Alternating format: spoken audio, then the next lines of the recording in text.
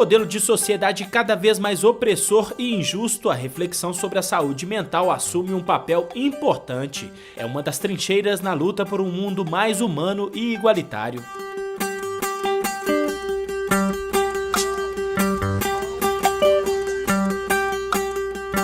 Abordar o tema da saúde mental, né, é primeiro reconhecer a saúde como um direito, né, e os direitos como uma construção, uma conquista, não só da sociedade brasileira, né, mas assim, daquilo que na atualidade, na modernidade, na contemporaneidade, a gente entende como uma conquista de autonomia, como uma capacidade da gente caminhar com horizontes éticos, né? Caminhar de forma na paz, né? Caminhar de uma forma coerente, consistente. Essa busca por uma saúde mental, ela é usada para também tratar os sujeitos, os que precisam de tratamento, aqueles que têm algum sofrimento mental, que também é um termo que a gente pode colocar em questão, transtorno mental, sofrimento mental, mas é quase que você só pode produzir hoje se você tiver uma saúde mental.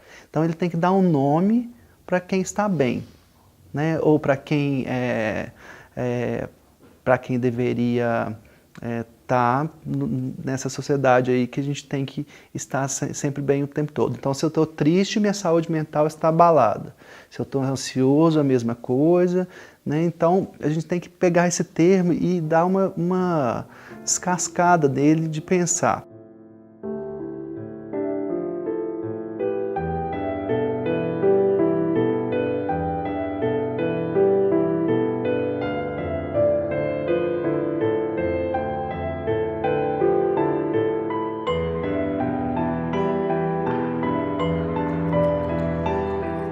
Tem gente que vive em situações impressionantes. Nós estamos falando de um Brasil que tem situação de pobreza, de exclusão. Tem pessoas que superam tudo, né? E construindo ativamente, lutando inclusive, né, pelos direitos dos outros, né? É muito delicado, mas e a gente também sempre está dialogando com o que seria uma sociedade, né? Que utopia seria essa que produziria, né, um compartilhamento da possibilidade de ser feliz, né? Ser feliz, está bem na fita, né? A mim não me parece que o capitalismo consiga ouvir os sujeitos, assim, que consiga... No capitalismo, os sujeitos viram consumidores para deixar de ser cidadãos. E se a gente pensar assim, na saúde mental, o consumo vai ser desse bem-estar completo que é quase uma obrigação hoje. Isso a gente tem que questionar, né? Por que eu tenho que consumir a felicidade?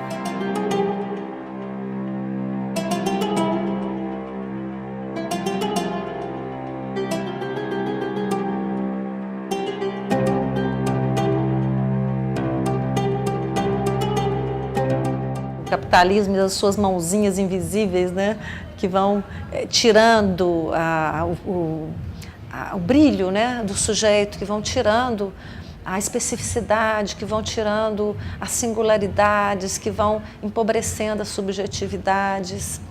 É uma forma de, uma forma de escravidão, né, que no cotidiano vai se impondo, que vai deixando cada vez menor diante da sua capacidade de resistir, de construir respostas, sejam respostas que te conectem com o outro, né? Que é a verdadeira presença nesse planeta. E não só o outro, não estou falando nem apenas de o outro humano, né?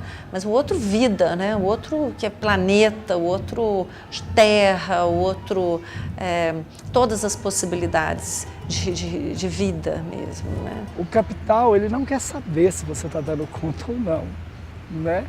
O capital, ele lava as mãos. Você tem que dar conta. Ele parte do pressuposto que você tem que dar conta. Né? A gente sabe muito bem como é que essas coisas funcionam.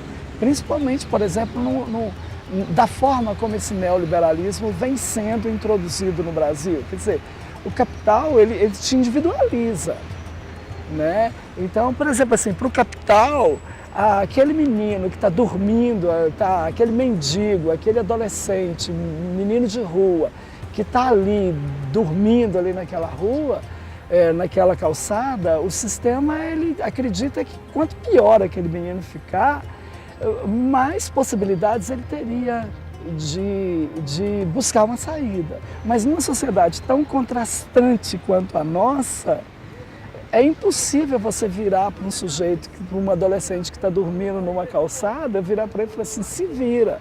Se ele não teve acesso à educação, se ele não tem acesso à saúde, se ele foi excluído de uma série de benefícios. Mas a ideia do sistema é essa, a ideia do sistema é que você dê conta. Com certeza, um tema que eu acho que é um tema marcante, assim, e que produz essa exclusão, diz respeito a esse produtivismo, né, que tem engolido a gente, né, engolido, roubado aquilo que a gente tem de mais precioso, que é o tempo. Tempo para viver, tempo para saborear a vida, né? Não só roubado o tempo, como burocratizado a nossa presença, né, na vida, assim, nos enquadrado num sistema, num regime de se disciplinar, num regime de compromissos, que na verdade são compromissos muito artificiais. O seu anel minha compaixão, tira-nos tudo dessa prisão. Estamos todos de azulão, lavando o pátio de pé no chão. Pensando nas relações econômicas, como é complicado a saúde mental se torna mercadoria, alguma coisa que você pode acessar quando paga. E mesmo assim, quando você entra, né, no registro das relações privadas de mercado, né, que risco que está envolvido?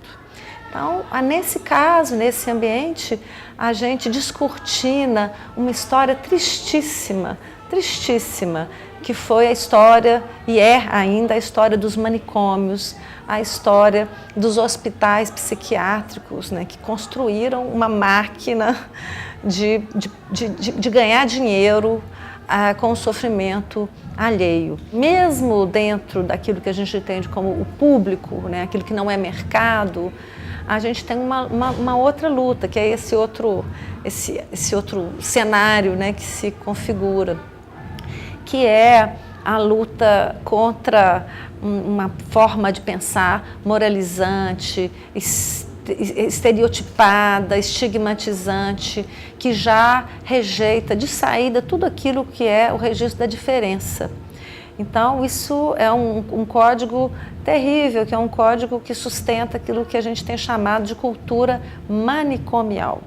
Uma cultura manicomial, uma maneira manicomial de pensar, de ser, de se comportar. Nós temos uma obscenidade de objetos a serem consumidos. Assim, eu tenho que consumir, inclusive a felicidade, o remédio, os produtos aí. Né? Quem não consome não faz parte da sociedade atual. As drogas, né? Então a gente vê aí uma questão muito pujante aí com relação às drogas, ao crack, tudo isso por causa dessa sociedade de consumo que o próprio capitalismo cria e que ele mesmo quer destruir.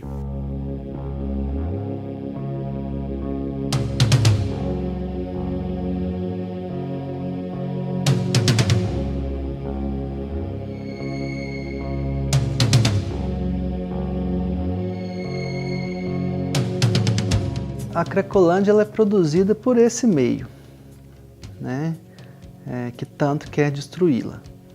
Né, ela vem, né, obviamente há outros fatores, mas ela vem como uma resposta a esse excesso de consumo, esse excesso de felicidade, né, aí a essa falta de laço social que o próprio capitalismo cria, porque eu fico ali gozando, né, só eu gozando, sendo feliz, então consuma, goze e vou lá dentro de um lugar ali que naquele momento era aceito, né, e apesar de ali ter pouquíssimas interações sociais, as pessoas estão lá, né, fazendo isso, exatamente, me parece que lá é o império do capitalismo, né? E é tanto assim que vem de uma maneira devastadora a destruição, né? Para normatizar, né? O sujeito ali que vai ser internado compulsoriamente não é ouvido. Na Idade Média a gente tinha os leprosos. O que a gente fez com eles? Colocou fora, né? Na Idade Moderna, uns 100 e poucos anos atrás, nós tínhamos a loucura, uns 200 anos, né? Que era segregada. E nos dias atuais a gente tem os toxicômanos, né?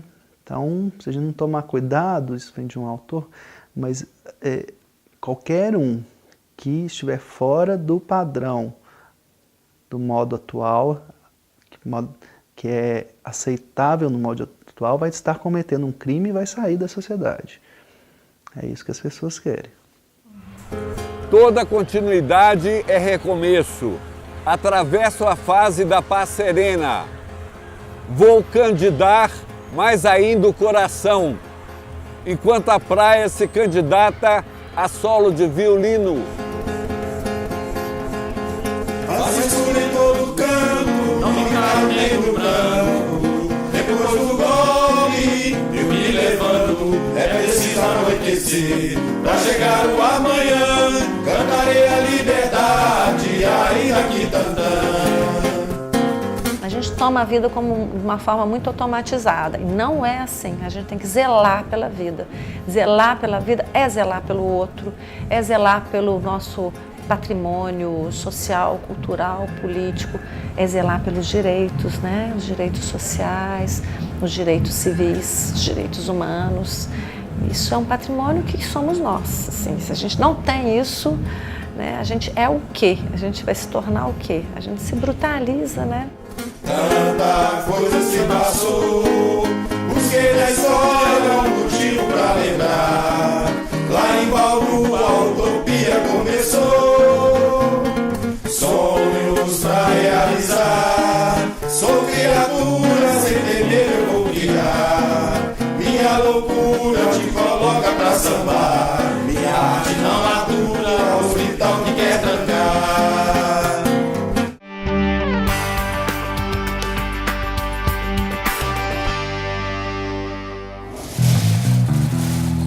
O mundo do trabalho aprofunda as contradições nas relações humanas e revela uma exploração que atinge também as mentes. Em tempos de golpe, os reflexos são cada vez mais visíveis. Essa questão das relações humanas, essa questão é fundamental para você amadurecer do ponto de vista psíquico, até para poder se lidar com esses conflitos, né? Até para você lidar com essas pressões no espaço de trabalho. Nem no espaço de trabalho você tem essas relações humanas. Né? Você observa assim, que as empresas elas individualizaram todo mundo, né? E parece assim, que é tudo muito mecânico. Né? Você tem uma quantidade X de horário para poder fazer determinada atividade, e quando o sujeito termina o espaço de trabalho, ele está tão exausto que você não tem muito esses pontos de convivência. Né? E fora a questão da vigilância, né? Que é a sensação que você tem que você está sendo vigiado o tempo todo. Quer dizer, se você não está sendo vigiado pela empresa, você está sendo vigiado às vezes pelos próprios colegas, né?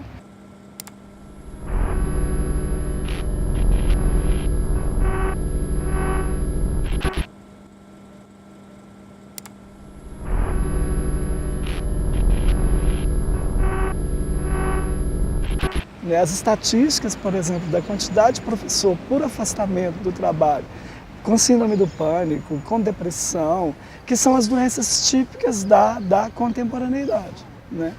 Então, é nesse sentido que eu falo que a gente precisa resgatar esse lugar do trabalho como alguma coisa que também dê um sentido para a nossa vida, não só um sentido no sentido físico, mas no sentido de uma maneira geral.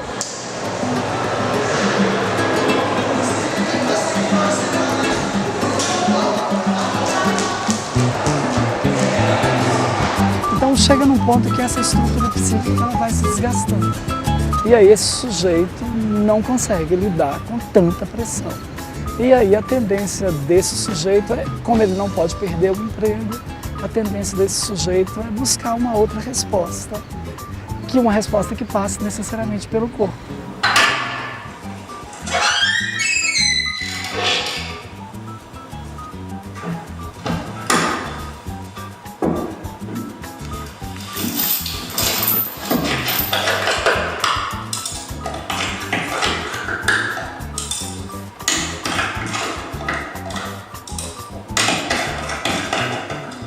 Quando se fala atualmente, né, desse falso surto de doenças mentais da atualidade, né? Falso porque tudo começa a ser patologizado, né? Um jeito de excluir também, uma maneira conservadora e muitas vezes ignorante de compreender o outro. Se você pegar 20 anos atrás, 20 anos você tinha um número X de quadros que eram chamados de transtornos psiquiátricos. Atualmente você tem 5x, né? Porque o que acontece? A partir do momento que se cria ou que se institui possibilidades de diagnóstico, né? Você vai estar chamando cada etapa aí da vida, às vezes da vida normal, de um transtorno, né? E para isso, qual que vai ser a resposta do biopoder, né? Da medicina? Vai ser usualmente uma resposta medicamentosa.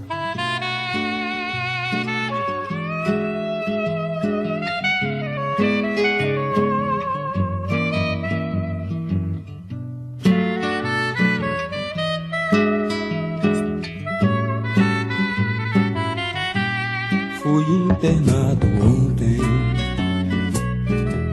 na cabine 103 do Hospital do Engenho de Dentro. Só comigo tinham 10. Eu tô doente do peito, eu tô doente do coração. As medicações aí, elas vêm sendo usadas no sentido de normatizar as pessoas, no sentido das pessoas se tornarem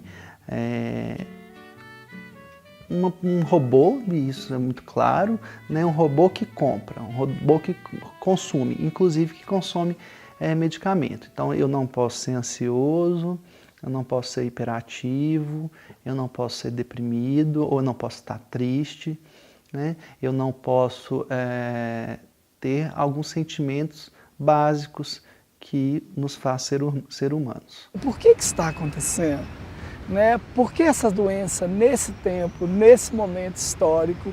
Porque parece também que essa indústria ela não tem interesse em modificar o sistema, entendeu? Parece que ela se apropria do sistema e fica ali, de certa maneira, ganhando com as mazelas que o próprio sistema vai deixando, vai criando dentro dele mesmo.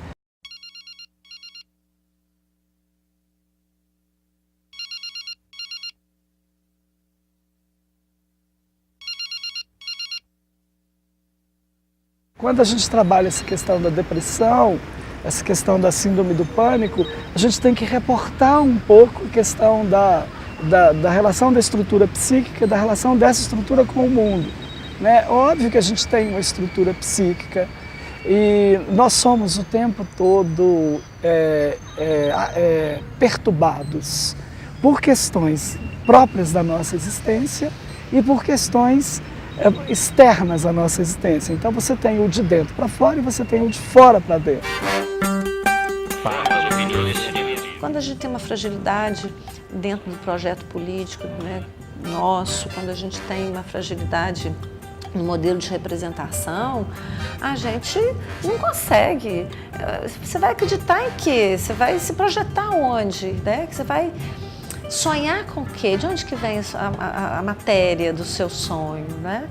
E isso associado à crise econômica, né? À pobreza efetiva, à falta de possibilidade de você reproduzir seu corpo, né?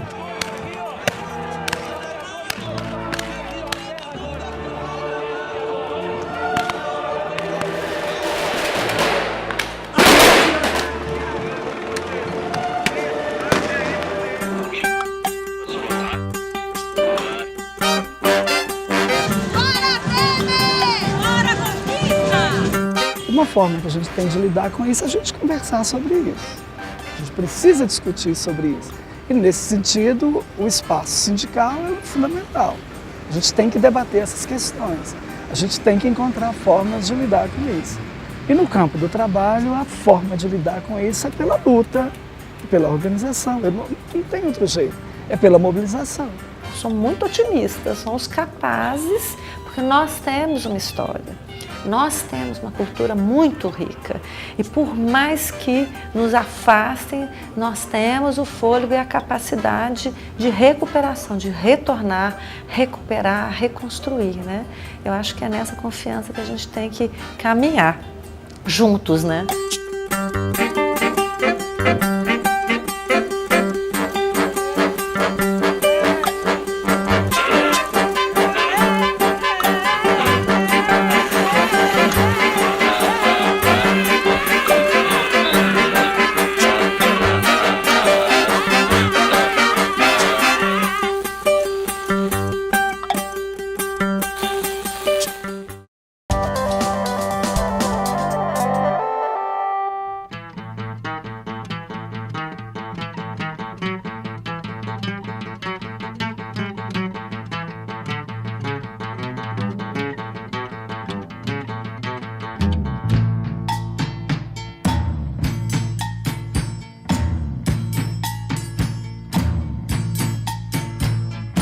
A característica que eu conheci da minha irmã, que a gente convivia desde pequenininho, mas da companheira de clandestinidade, da companheira de luta, era essa aí, aquela mulher miudinha, mas com uma energia extremamente grande para a luta e que também, volta e meia, quando encontrava um companheiro, uma companheira com problema pessoal, com uma crise pessoal, uma dificuldade, conseguia arrumar tempo para bater papo e conversar. Então, para todos os lados se aprovar, colocava o seguinte: aquela mulher é de uma energia, de uma rigidez extremamente grande. E como inclusive na hora da homenagem para ela, eu falei que o que tem que destacar aqui não é a tristeza e a saudade que a gente já está sentindo, mas é essa vida de luta que deve ser um orgulho para todos de ter convivido com essa mulher. Olho aberto, ouvido atento e a cabeça no lugar. Do canto da boca escorre metade do meu cantar. Então, a Gilsen nos deixa num momento em que o país vive um período de ataque à democracia, e ela é essa figura que sempre lutou para que o país fosse sempre cada vez mais democrático, cada vez mais participativo, cada vez mais igualitário. Algumas palavras definem a Gilsen: coragem, determinação, força, doçura e alegria. Essas palavras têm que nos guiar e, para mim, enquanto presidente de uma entidade que está à frente de uma categoria eminentemente feminina, ter a Gilsen como referência é extremamente importante e gratificante.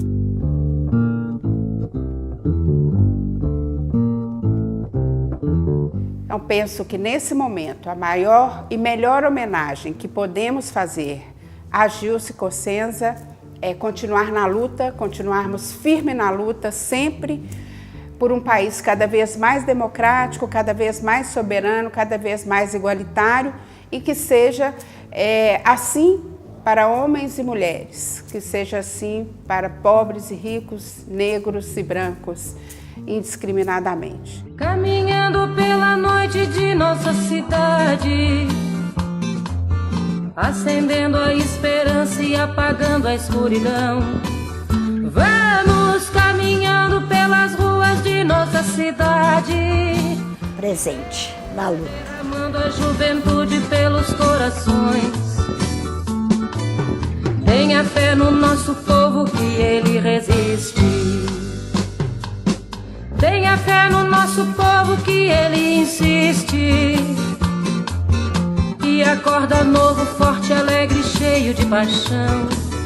Vamos caminhando de mãos dadas com a alma nova a viver, semeando a liberdade em cada coração. Tenha fé em nosso povo que ele acorda. Tenha fé em nosso povo que ele assusta.